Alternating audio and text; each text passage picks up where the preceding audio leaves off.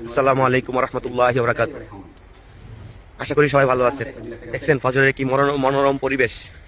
আসলে ফজরের হাওয়া যেমন মুনাফিকদের গায়ে লাগে না, তো এরকম ভালো মানুষের পক্ষে থাকাও সবার জন্য সম্ভব হয় না।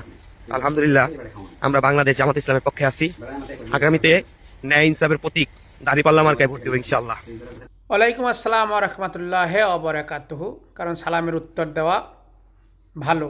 তা আমি বলবো যে এই যে জামাত নেতারা নূতন নূতন দেখছেন নি, আর কিনে আবার বলে যে বা সেবন কইরা আপনি যদি ভোট চান তাহলেও জান্নাতে যাইতে পারবেন।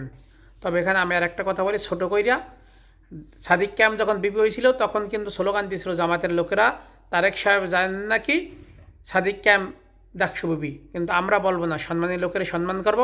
আমরা বলবো না শফিকুর রহমান সাহেব আপনি জানেন নাকি জামাত নেতা ইবা শিবি, না, এগুলো বলা যাবে না। সম্মান করতে হইব।